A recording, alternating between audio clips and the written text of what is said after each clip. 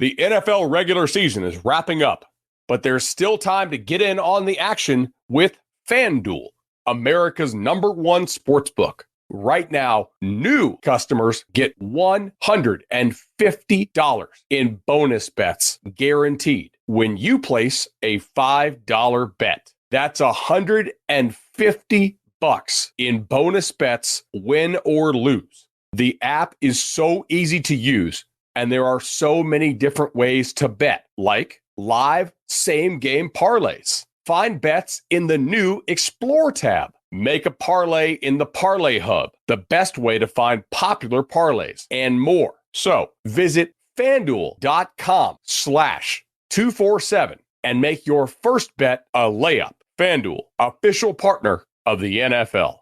Must be 21 plus and present in Arizona, Colorado, Connecticut, Iowa, Illinois, Indiana, Kansas, Kentucky, Louisiana, permitted parishes only, Massachusetts, Maryland, Michigan, New Jersey, New York, Ohio, Pennsylvania, Tennessee, Virginia, West Virginia, or Wyoming. FanDuel is offering online sports wagering in Kansas under an agreement with Kansas Star Casino, LLC. First online real money wager only. $10 first deposit required. Bonus issued as non-withdrawable bonus bets that expire 7 days after receipt. Restrictions apply. See terms at sportsbook.fanduel.com. Gambling problem? Call 1-800-GAMBLER or visit fanduel.com/RG in Colorado, Iowa, Michigan, New Jersey, Ohio, Pennsylvania, Illinois, Kentucky, Tennessee, and Virginia. Call 1-800-NEXT-STEP or text NEXT-STEP to 53342 in Arizona, 1-888-789-7777, or visit ccpg.org/chat in Connecticut, 1-800-9-WITH-IT in Indiana, 1-800-522-4700, or visit ksgamblinghelp.com in Kansas, 1-877-770-STOP in Louisiana. Visit mdgamblinghelp.org in Maryland. Visit 1-800-GAMBLER.net in West Virginia, or call 1-800-522-4700 in Wyoming. Hope is here. Visit gamblinghelplinema.org or call 800-327-5050 for 24/7 support in Massachusetts, or call 1-877-8-HOPE-NY or text HOPE-NY in New York, or visit oasas.ny.gov/gambling. Standard text messaging rates apply. Sports betting is void in Georgia, Hawaii, Utah, and other states where prohibited.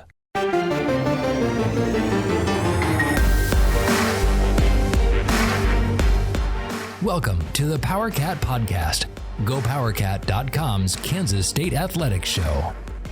Make sure you're subscribing to our show at Apple, Spotify, Amazon, or wherever you get your podcasts. Now, from the GPC studios, here's your host, GoPowercat publisher, Tim Fitzgerald.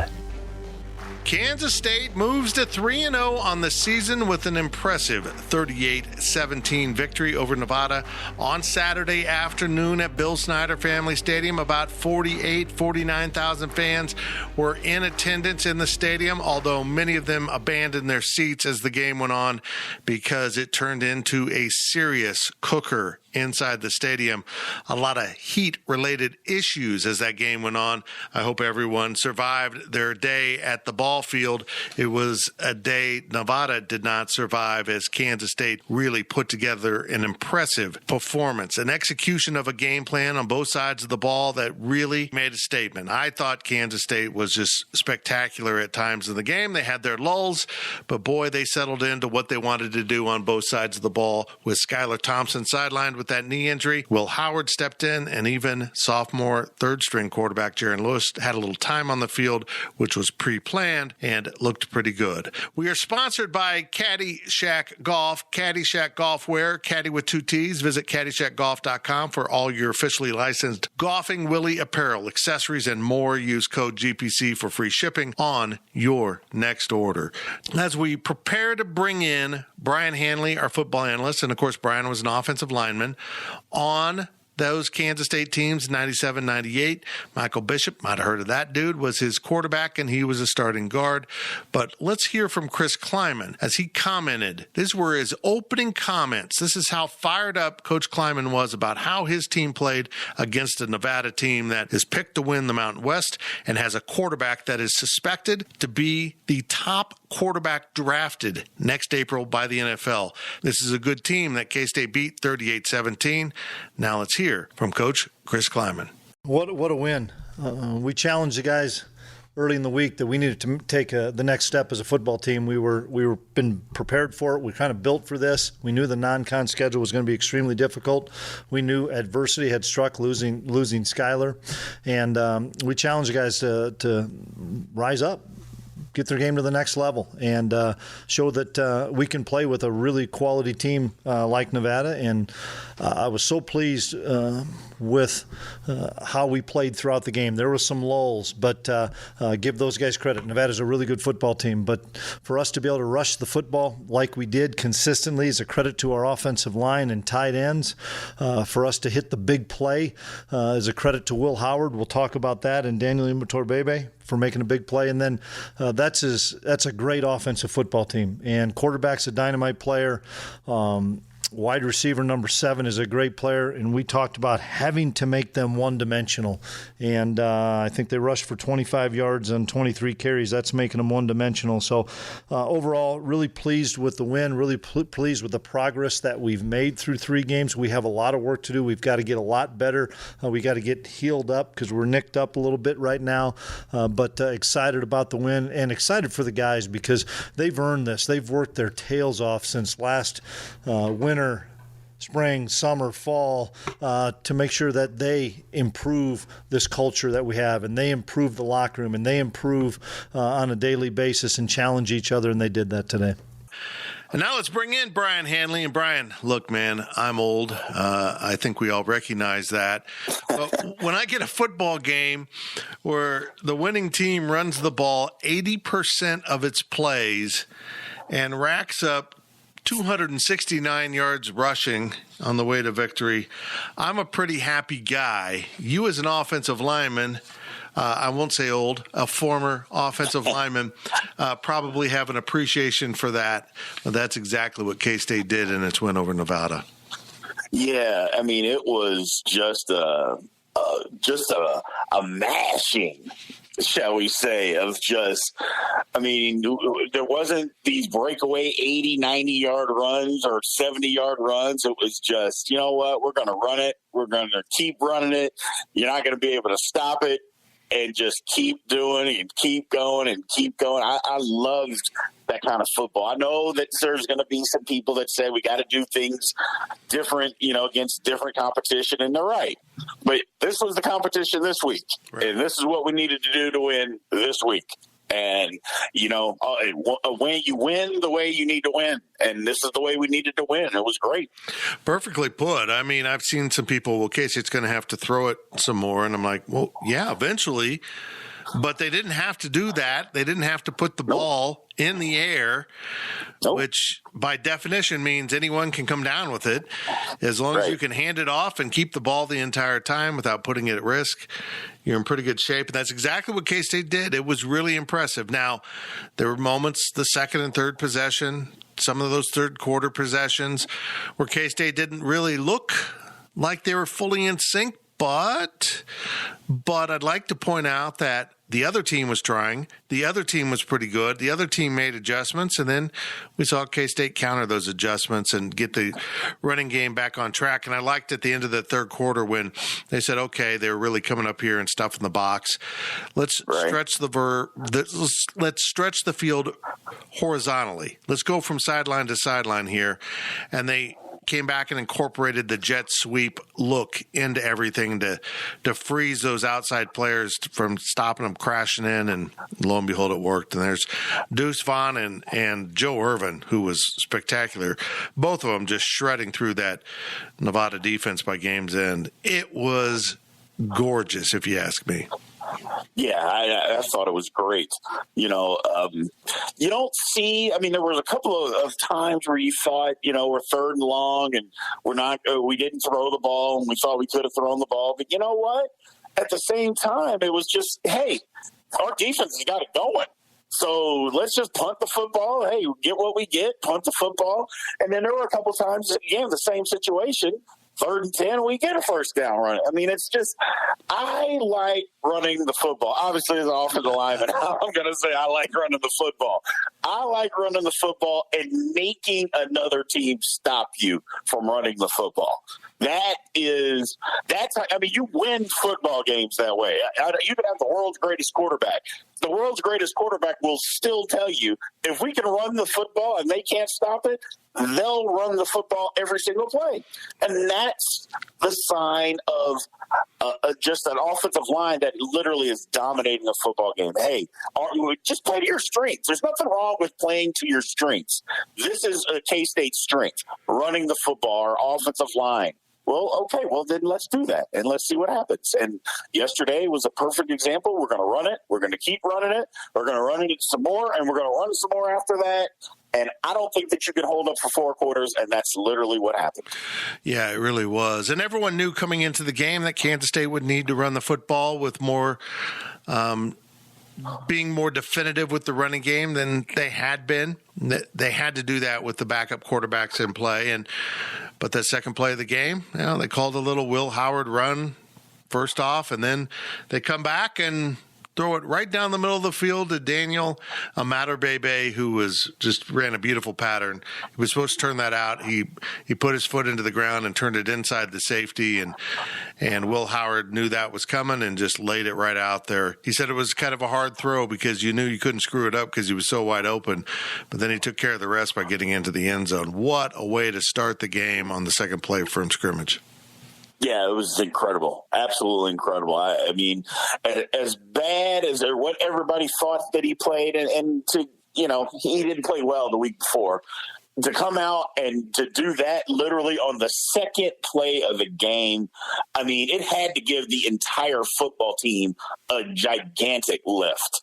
And just to see him come out and do that, made a great play, tight end again, ran a great route, wide open, got into the end zone, got things rolling, got the crowd rolling. It was just, I mean, I don't know that you can start a football game better than that. Oh, it was really something else. And on the other side, I saw Carson Strong for Nevada make some throws that you don't see unless you're watching on Sundays. He made a couple throws. You're like, well, that was pretty absurd. You put the ball through the tire at the county fair, except you did it 30 yards down the field to your guy in triple coverage. It was really impressive. He did make some mistakes. K-State didn't let him become comfortable. And I thought it was another indication of the advancement of this defense and how much more confidence and conviction with which they're playing. They seem to know what they want to do, what they need to do, and they go out and do it with a great deal of confidence right now, something we haven't seen from a K-State defense in, honestly, quite a while. Yeah, I mean, again, couldn't run the football at all. And we just completely shut that down. At the same time, I mean, that quarterback was making some throws. I mean, you get him at the next level with some guys that can protect him and some receivers, he's going to make a lot of money at the next level because he was making throws that were just incredible. But K-State hung in there, and we got after them. And, and for the most part, the secondary played well. I mean, the defense, again, played well. We did the things that we needed to do to win the football game and to just basically shut them down. And when we needed to shut them down, I just thought, again, defensively, it was just a great job. Indeed. Nevada ended up running the ball 23 times. They had 25 net yards. There was 16 yards in lost yardage there with sacks and stuff. And so basically, though, if you take that out, you take the sacks out or whatever, Nevada ended up averaging about 2 yards a rush. 2 yards a rush against a 3-3-5 that was really looking to stop the passing game of Carson Strong. That is what just blows me away. They have installed a defense intended to slow down spread offenses and their ability to throw the ball, and it's been more effective against the run, honestly going against everything that I thought I knew about football. They're outsized at the point of attack.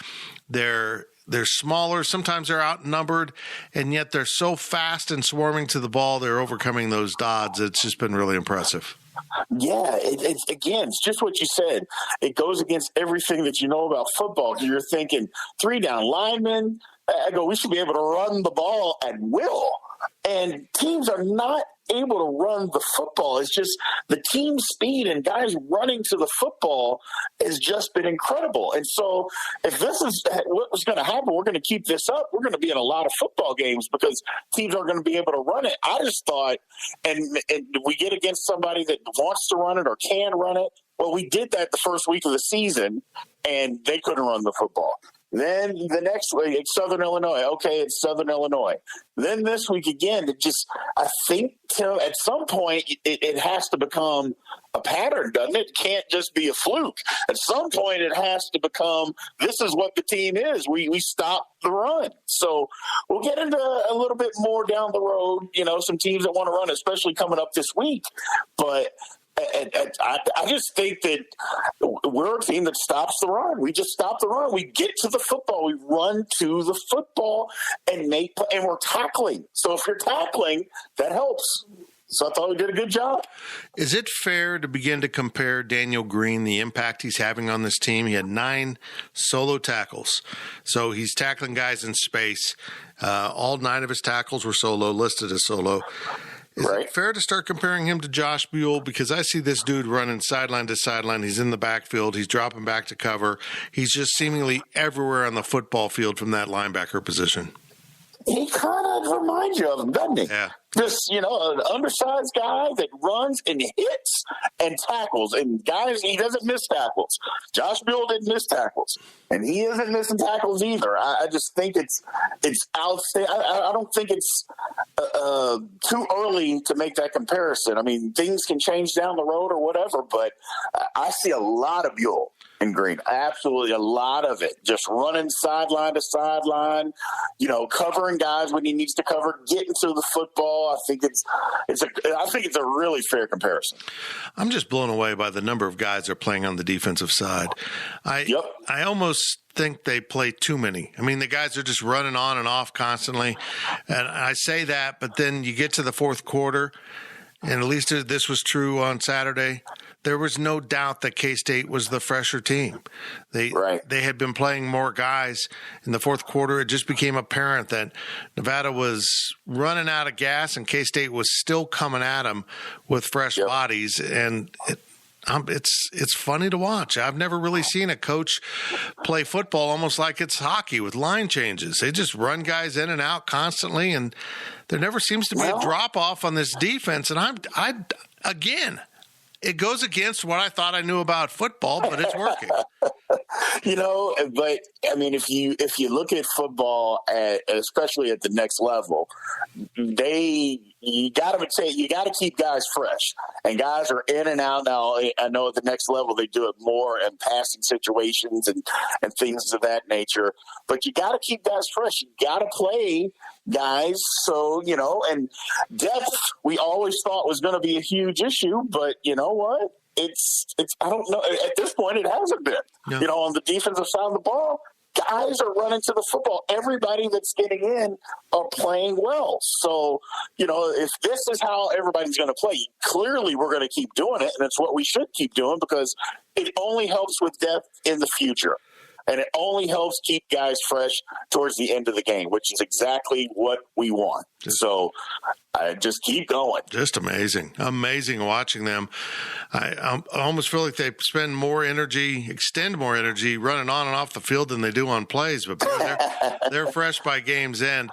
I'm really beginning to like this defense, and I like the attitude with which they're playing because so much of defense is attitude. So much of defense is this fierceness that we're not going to let you do anything. And I think K-State, against the spread offenses in the past, has fallen into the trap of we'll keep you in front, we'll be passive, we'll wait for you to make a mistake.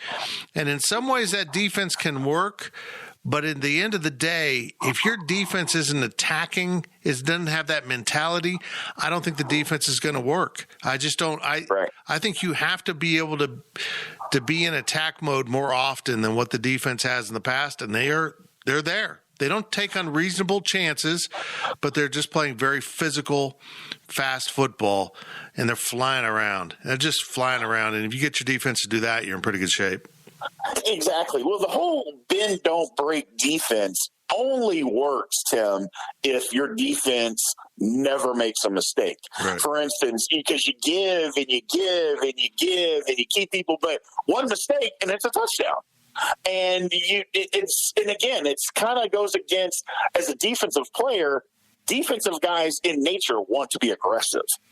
Defensive guys, they're the best athletes on the football field outside of a wide receiver. So they want to be aggressive, and to just constantly be in passive mode sometimes it goes against what they want to do.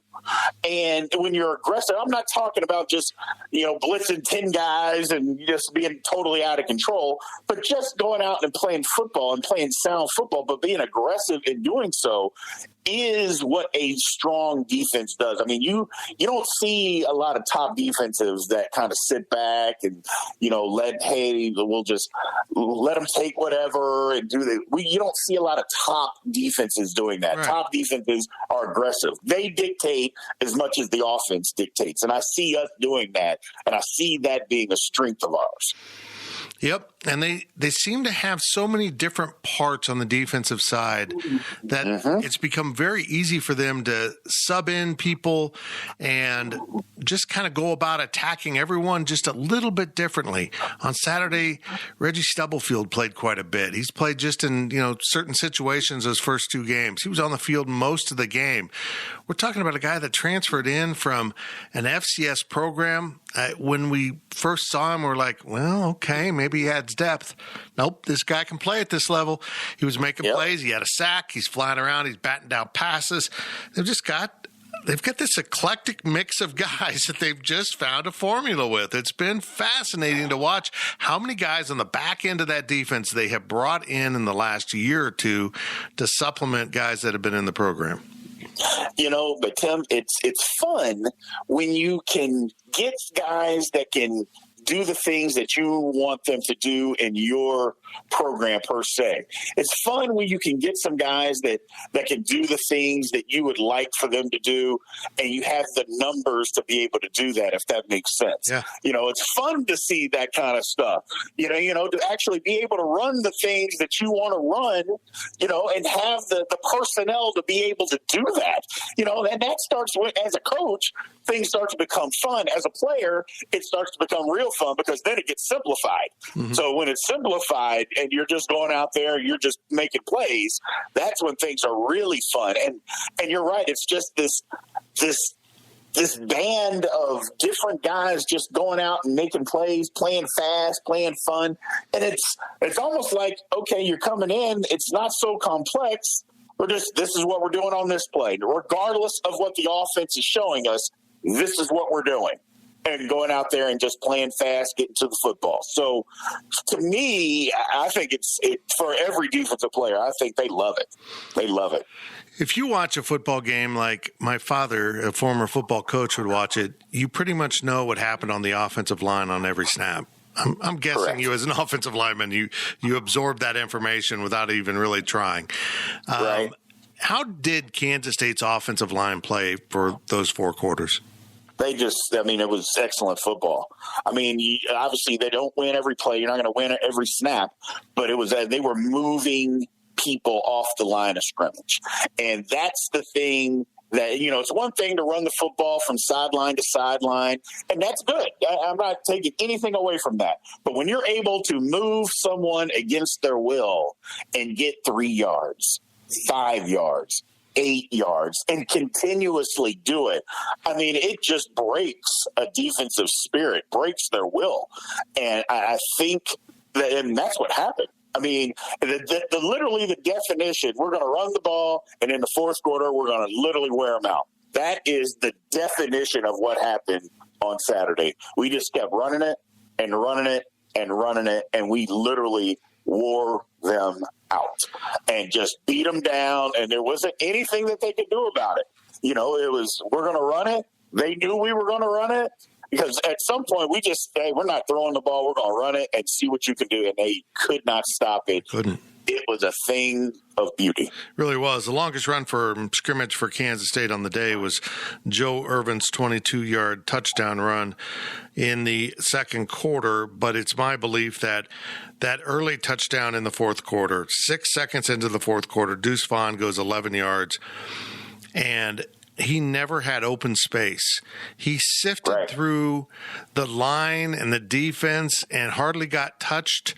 It was amazing to watch Deuce Vaughn operate and how much better he is this season. As good as he was as a true freshman, he's bigger, stronger, faster, and smarter now. That was just unbelievable what he did on that play. He just danced through that defense. Yeah, he's special, Tim. He's a special running back. I mean, he's not going to get the pub of anybody else just because of his size, but he doesn't take a backseat to anybody as far as being a running back. He's just special. I mean, you can see it. There were times the holes on the backside, you're thinking there's no way he could see it. He gets through and gets 8 yards.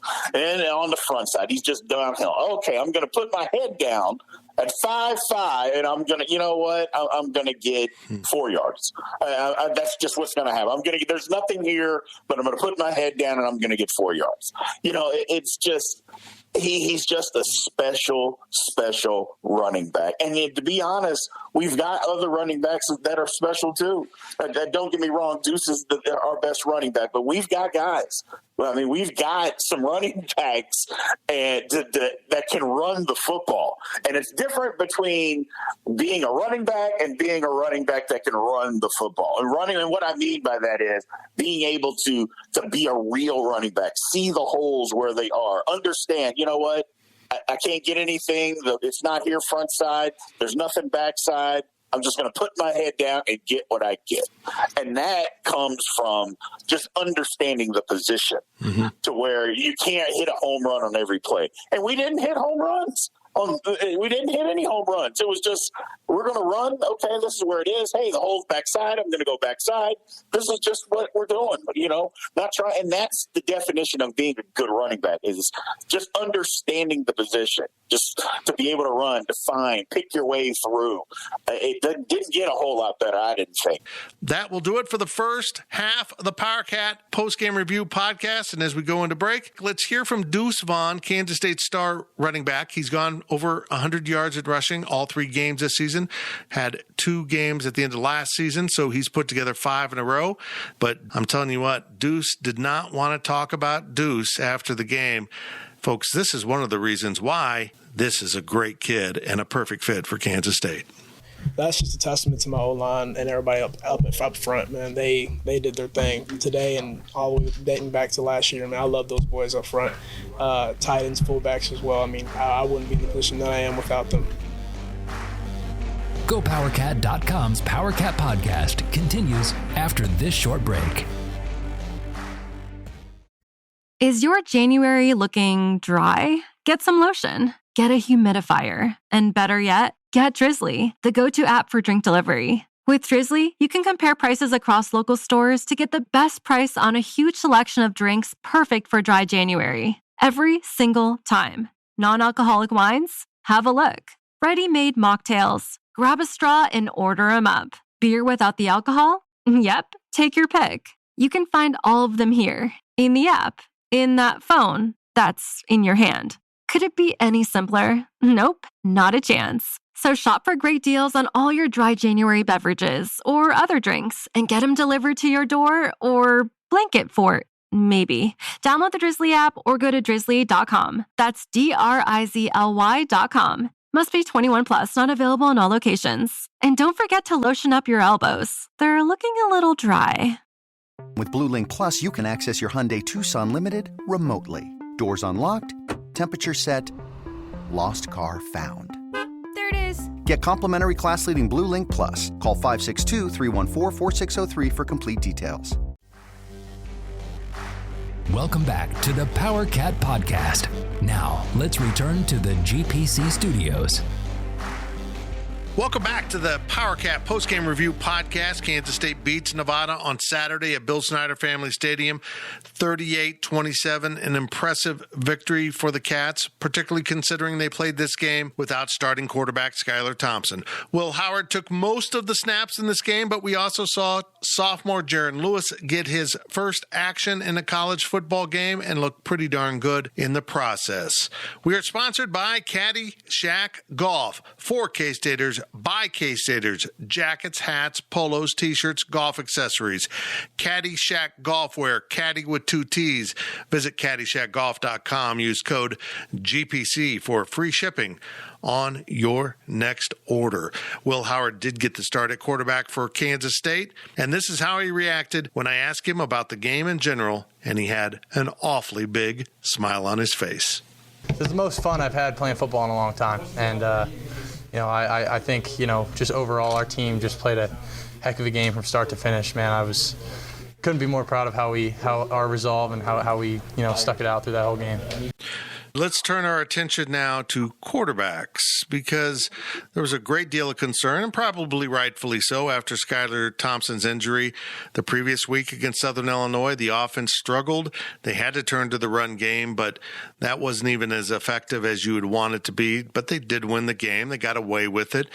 And Will Howard comes out, has that touchdown pass, as we mentioned earlier in the show. And then he struggled a little bit. And then they put in Jaron Lewis, the sophomore from Columbia, Missouri, who had never taken a snap at center. And we went into the game. I mentioned it in my keys to the victory that he would probably see some action, whether it was in relief because Will Howard was struggling, or simply because they wanted to give him a look. And that's what it turned out to be. They didn't take Will Howard out, even though I think it was the second and third possessions were pretty empty for K-State. It went to Lewis. He had 2 scoring drives. Didn't do much for the fan to see in terms of handed the ball off a lot, threw it 3 times, completed 2 short passes. But we found out after the game, Chris Kleiman said, well, he was going to the line and checking us into a lot of that stuff that looked easy, looked like great play calls, because Jaron Lewis made those checks. Oh, my goodness. And folks don't realize that the coaches regard him as having the strongest arm on the team amongst all these other more high-profile quarterbacks. Right. I think they've got something going on here at quarterback that is pretty comforting, because now Will Howard knows that, it's not just his. He's got to prove it. And I like a little fire under a guy. And I think he came back in the second half and proved why he deserves to be the guy replacing Skylar Thompson. Overall, I thought the quarterback play was rock solid, no turnovers. They didn't ask him to make too many big throws, just enough. Manage the game. Don't screw it up. It's kind of how I approach my life. Just manage your life and don't screw it up. And I thought the quarterbacks got it done. Yeah, they absolutely got it done. I don't think there was. I mean, going into the game, I thought the game plan was going to be to run the football, and it's just what you said. Don't screw it up. Just do what you're supposed to do. But getting us into the right plays, I don't know how much I didn't see a ton of that, and I may be wrong, but I didn't see a ton of him checking. I did notice it when you brought it up, and I noticed in the game that, we just kind of ran. I didn't notice a whole lot of checking at the line of scrimmage. If coach is saying that they did, I'm going to take his word for it. I didn't see him a ton of checking going on, but at the same time, competition usually brings out the best in people. Yeah. So if that's what they're creating is competition, or if that's what they did create, well, then great, because I thought Will Howard played great. And maybe also he's talking about just reading the defense and when to give it to the guy in motion or keep it, or the running back, and maybe those simple things, because it just seemed like everything worked with Jaron Lewis. And the offense had a rhythm to it that I really liked. It seemed like they were getting up to the line and attacking. I kind of liked it. I found it comforting that they've got another guy they could put out there at a moment's notice if things go wrong with Will Howard. Well, the one thing I did notice is a couple of the throws that he did make. I mean, it seemed like that ball got out of his hand, Tim, effortlessly. Yeah. I mean, he just flicked his wrist, and I'm like, wow, okay, I hadn't seen this. So, and again, if that's what's going on in practice, then it's only going to be better for us. Again, it makes me feel a lot better because I didn't see him doing anything wrong when he was in the football game. So Will Howard played great, though. I mean, let's just say, I shouldn't say he played great. He played fine. I thought the quarterback played kind of what you said was outstanding. It was outstanding. Yeah. We just, no turnovers, got the ball where they needed to, didn't make any mistakes, as far as dumb mistakes. There was no just horrible throws that you thought, oh, my God, what's he doing? Throwing it to the other team. It's just rock solid, do what we do. Hey, we're running the football well. And even Will, some of those QB keeps, just on the read option I thought were spectacular. I mean, there were a couple of times, and I usually never get faked out on a read option because I always read the backside in. And there were a couple of times I'm like, oh, wow, he kept it. I didn't realize that. So, they played well. They played really, really played well in quarterback position. Here are the quarterback stats. Will Howard completed 7 of 10 passes for 123 yards and a touchdown. Of course, that touchdown skews those yards a little bit at 68 yards with his first completion, but he was very efficient with the football. Jaron Lewis threw 3 passes, completed 2, a total of 6 yards, passed when he needed to.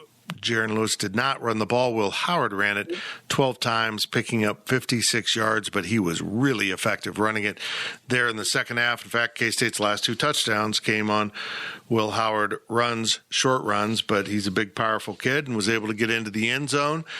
I will take it. I will take what they did. I don't know if they can accomplish that again on Saturday down there in Stillwater against a very good Oklahoma State team, a different Oklahoma State team. They're not scoring at a high rate right now. They are playing what? Defense. They're winning with defense. Yep. Got a little lucky last night at Boise State. I don't know if you saw the end of that game with the scoop and score that Boise had whistled dead and called back with some just tragically bad officiating at the end of the game. But they did get the win. It counts as a win. You get home. You're 3-0. These two teams are 3-0. K-State pops into the rankings at 25. I'm looking forward to this game. I think it's a really, really good matchup, and I think the winner of this game will be the surprise team to be in the mix for the Big 12 championship game. I just think they'll get the early jump on it if they can win this game. So I think it's just huge for Kansas State and Oklahoma State. Absolutely. Big game coming up this weekend. Both are playing well defensively. Both run the football.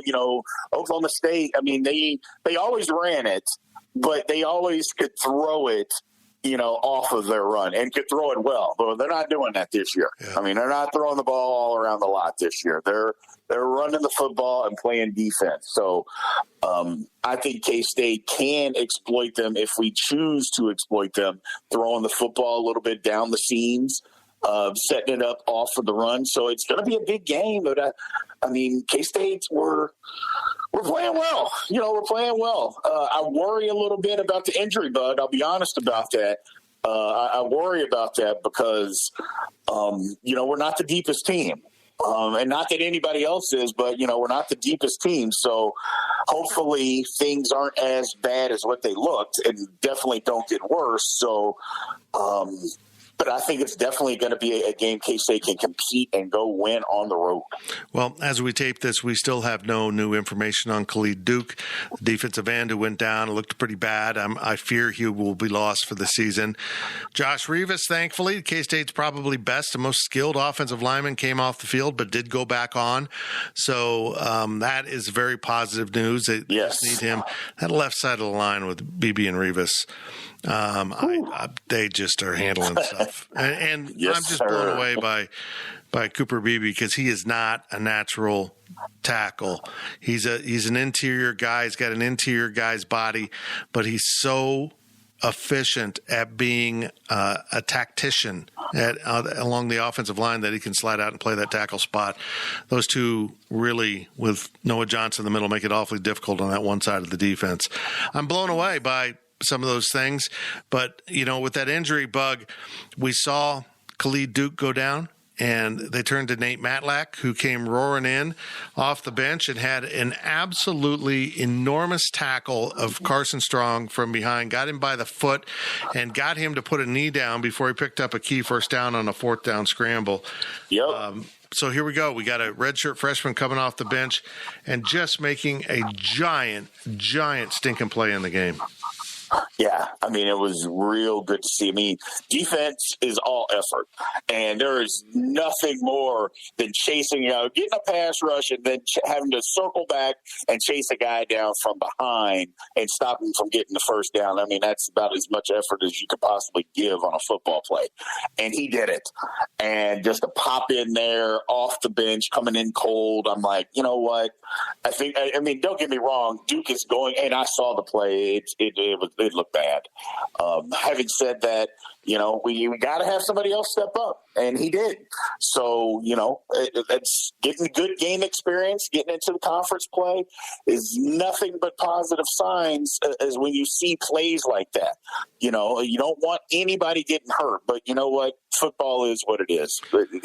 The guys are going to get hurt. There's no ifs, ands, or buts, just the nature of it. But as long as you can have some people that can come in and make plays, behind you, and that's one of the good things about playing a lot of people, as we mentioned before, is because they're not coming in nervous. They're coming in having played. They're coming in having been on the field. So, that's something that you have to do. You got to get guys on the field. So when their number is called on a more regular basis, they can come in and make plays for you. Yep, indeed. Nate Matlock ended up with 2 tackles in the game. He finished off the game with a sack to run the clock out and had that great chase down of Carson Strong earlier in the fourth quarter. Just very, very impressive play by the redshirt freshman. I'm blown away by this, though. I mentioned this earlier. Daniel Green led the team in tackles, 9, all solo. Rush Yeast was second, 4, all solo. Reggie Stubblefield, 3, all solo. Ross Elder, 3, all solo. In all, they had 50 tackles in the game, 44 of which were solo tackles.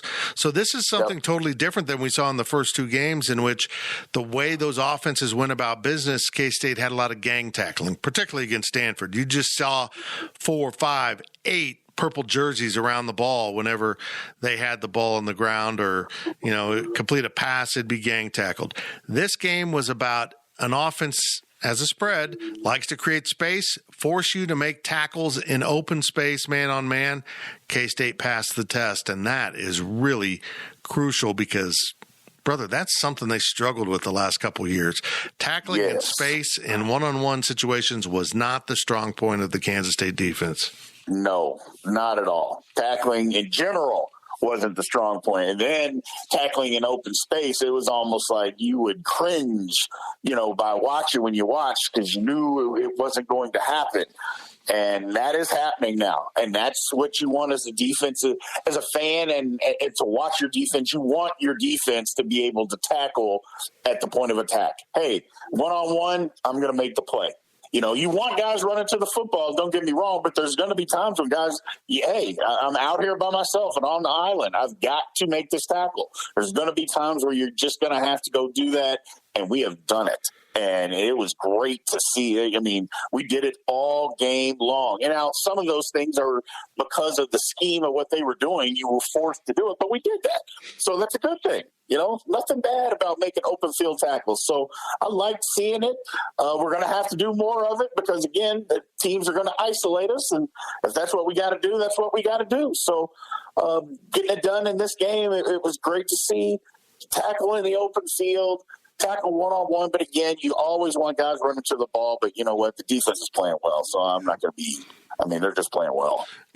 K-State moves to 3-0 on the season. They sweep that non-conference schedule. Step 1 of a good season is in the back pocket. They kind of had to do that. It was a challenge, but they got it done. It wasn't pretty, particularly against Southern Illinois, but it was against Stanford and against Nevada. I gave them really high grades in both games. Now they move into the Big 12 for the 9 games of conference play. Opening at Oklahoma State, coming home for Oklahoma, off week home for Iowa State. It's a brutal start But I feel like this team is set up for success now, Brien, and I got to admit something. I've watched a lot of Big 12 football this year as best I can. Oklahoma's good, but they don't blow me away. Iowa State, nope. I find a little bit disappointing. I don't care what they did against UNLV. That's an awful football team that is out of quarterbacks already out there in Vegas. Oklahoma State hasn't exactly overwhelmed anyone. They've just found a way to win. Good for Mike Gundy. I love him as a football coach. I think he does a good job. TCU, pretty good. West Virginia, probably regretting that loss to Maryland quite a bit because they had the best win of the day of the weekend for the Big 12 by beating Virginia Tech, a ranked foe. There's some good teams in this conference, Brien Hanley, and obviously Oklahoma is probably the best. But are you blown away by anyone right now, and is there anyone that you don't think K-State can play with? There is absolutely nobody that I don't think K-State can play with. I mean, we could say that OU's the best based on, I don't know, maybe the talent that they bring back. But at some point, everybody keeps saying how good of a coach Lincoln Riley is. And that's fine. But, Tim, at some point, don't you have to start exceeding expectations or at least matching them? At some point, you have to do that. At some point, you can't just be lackluster in these games and and then giving away a game. Because, OU gives a game away every year. Right. They'll lose to somebody that they're not supposed to every year. Kansas State. And they haven't played. Exactly. They do that every year. And I'm like, well, how good of a coach are you if you constantly let that happen? Because I know that I played for a coach at the college level. That didn't happen. I mean, he wasn't going to let us go and just get beat by somebody and not give the effort, because that's what it happens. They're not giving the effort. He didn't let us just not give the effort. I know that for an absolute fact. So there's nobody in the Big 12 that I'm afraid of. There's nobody that K-State can't beat. Iowa State does have talent. I don't know. Maybe I'm in the wrong. I know everybody loves them. I am not a Matt Campbell guy. I'm just not. I'm not going to be that guy. He doesn't do it for me. But that might be my bias because I just don't like Iowa State. But that's just me. That's just me. But I don't think we have anybody that we should be afraid of that we can't go and beat. I don't care where we play them. I don't care when we play them. I think K-State's going to be in every ball. As long as we're healthy, we're going to be in every single ball game that we play, and we have a chance to win. Every single one of them. Well, Matt Campbell is the Bear Bryant of the corn. I think that was pretty obvious. Look, they needed a really big season to back up what they did last year, and they had a really stinky performance. They won against Northern Iowa, and then they stunk it up against Iowa. They were at the biggest stage. I mean, it was a huge game. It was on national TV, College Game Day, and they laid an egg, and that's never a good sign. Nope. I don't know. I don't think K-State is nearly as talented as some of these teams. They don't have all the depth that some of these teams have, but they have that thing. And I've tried to explain this to a buddy. When you get this vibe from the team that it's cliches. They're all rowing in the same direction. They're all chopping wood. However you want to say it, whatever your cliche is, they're doing it. They are bought in. And what tells me is they're totally bought in is I'm watching a guy like Malik Knowles, who last year could only think about his own numbers and what he wanted to do, and he wasn't getting the ball enough, and he was unhappy, and he was, telling teammates he was going to transfer. This year, he is 100% bought in, and I watch him block on Saturdays, and he's killing guys. He's downfield blocking. It epitomizes to me how much different this team is from a mental approach and how they're getting onto the field than the last year's team. A little bit more like that first Kleiman team, but this one, they've just got that feeling around them, and I think that feeling I'm talking about. Well, it kind of goes back to what I mentioned earlier is when you know what you're doing, and you know what your responsibility and what your job is, and you know what you're doing, it's easier to play football. You're not sitting around thinking and constantly, having to, okay, where should I go? Where do I need to be? What's going on here? What's going on there? It is just when you know what you're doing, and on offense and defense, just go out and do it. It's easy to buy in then. Tim, it's easy to buy in when you understand, hey, you know what? This guy's got my back. This guy over here has got my back. That guy on the other side of the line of scrimmage that plays defense, or the guy that plays offense, he's got my back too.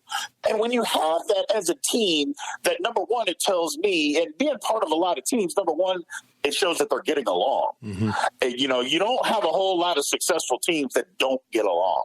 I mean, you can have some when guys are just super, super talented, but that's few and far between where teams just don't get along. So if you're going to get along as a team, especially when, again, like you mentioned, they don't always have the most talent, but I think they put out maximum effort. And when you put out maximum effort, even when you're not as talented, a lot of times that can run the day. And that's okay for me.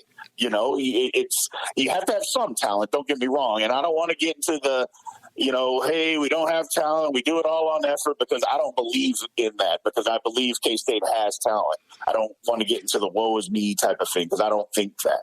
Having said that, I just think you're right. We have that it.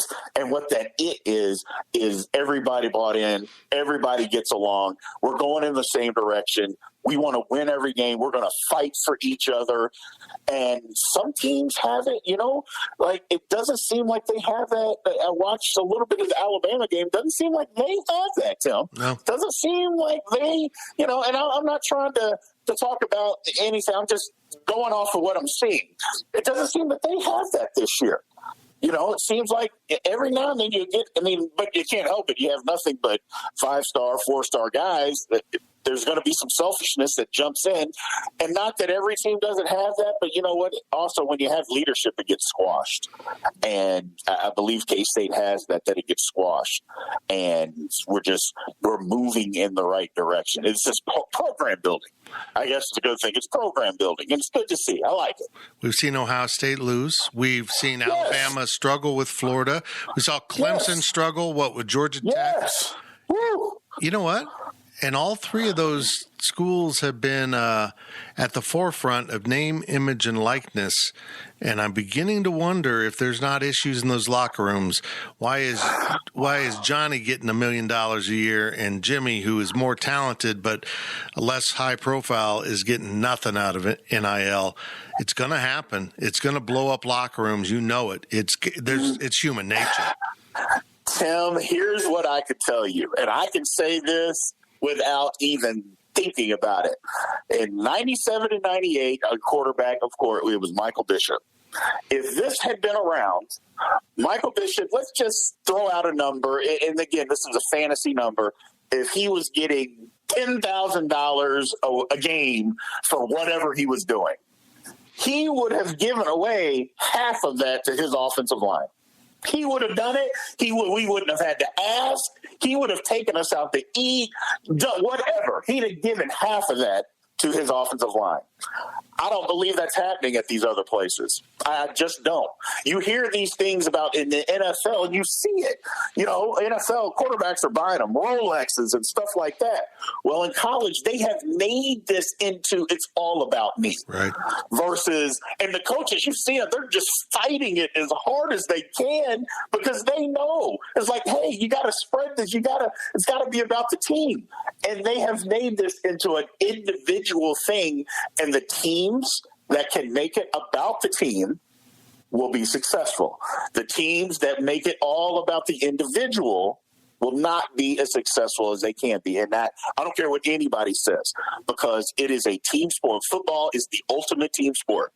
And it doesn't matter that the quarterback gets most of the praise. He also gets most of the criticism. But when it comes down to money and the pros, those guys do it right because they understand. College, they don't. And it's all about taking care of them. And they have to learn that. And as an 18-year-old, it becomes difficult. At 19, especially when everything that everybody's telling you is, hey, you got to make as much as you can, as much as you can, as much as you can. And the coach is telling you the exact opposite. It becomes a fight. And that's what's going to happen. I'm telling you, you're right. I'm telling you, I don't know if it's going to ruin college football like people keep saying, but it's going to ruin good teams. Yep. And that's, and K-State's not going to have that problem because I think the way that we're coached and our culture takes care of all of that. That was the good stuff. His name's Brien Hanley right there, former Kansas State offensive lineman, as I mentioned, 97, 98, and our football analyst at GoPowercat.com. This has been the GoPowercat.com postgame review podcast. Kansas State beats Nevada 38-17 on Saturday at Bill Snyder Family Stadium, wrapping up the non-con schedule at 3-0, moving into Big 12 play next Saturday night down at Stillwater. Unfortunately, the game's on ESPN Plus. Kansas State's ranked 25th. Oklahoma State is just outside of the rankings in receiving votes. They'd be in the top 30. Essentially, should be a great matchup. From the golf course to the tailgate, show your purple pride all week long. Caddyshack Golfwear, caddy with 2 T's. Visit caddyshackgolf.com. And as we close up the doors on this postgame review podcast, let's hear from Will Howard one more time. Quarterback play was absolutely huge for Kansas State on Saturday. With Skylar Thompson out, Will Howard got the start, but he knew going in that his teammate and friend Jaron Lewis would get some snaps. That came in the second quarter when Lewis took Kansas State on 2 different scoring drives. But it was Will Howard taking all of the snaps in the second half. Let's close her up. Here's Will Howard. We knew it was happening going in, and honestly, Jaron is probably one of my best friends on the team. Easily one of my best friends on the team, and I was just so happy for him. Him getting a shot out there, and I was really happy for him, and he did a great job, and he was rolling, so they kept him out there, and obviously my time came in the second quarter, in the second half, and we both knew that at the end of the day we were willing to do whatever it took to help this team get a win, and if that's what it called for, that's what happened. So, we were both ready when our times came, and I thought I was really proud of him and happy for him, and it was a lot of fun. Thank you for listening to the Powercat Podcast. Make sure you're subscribing to our show at Apple, Spotify, Amazon, or wherever you get your podcasts. Powercat Podcast, all rights reserved, GoPowercat.com.